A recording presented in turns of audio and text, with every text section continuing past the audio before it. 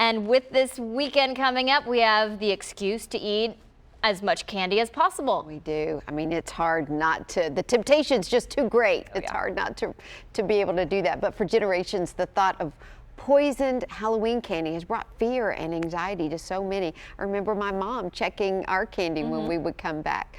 News Channel 5's Aaron Cantrell joins us live to tell us how common is it, Aaron, to receive tainted candy? Well, Amy and Rebecca, my mom did the exact same thing. And to answer your question, it's not very common at all, but there have been reports of it. So I actually sat down with the Tennessee Poison Center to find out what they have heard. So they tell us there's not enough evidence to make a conclusion one way or another on what the risk for toxin ingestion might be in Halloween candy. The reports most cases are not random Halloween happenings, but a mix of urban legend, hoaxes, and intentional harm that the perpetrator masks behind Halloween.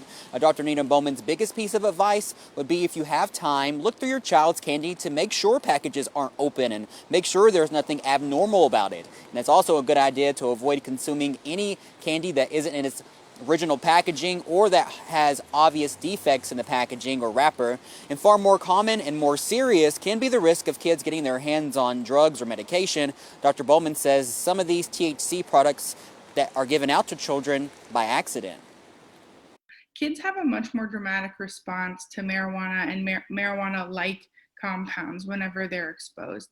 And a lot of that has to do with their brains aren't finished developing, and they're very different from adult brains.